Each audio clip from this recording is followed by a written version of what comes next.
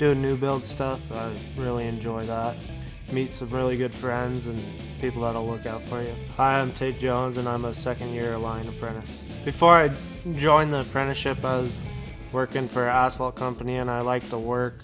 Then I had a buddy kind of talk me into going to line school. Working for a union company, like the benefits are really great. My dad was a sheetrocker and he just tore his body up and he doesn't have anything to show for it, like as far as for retirement.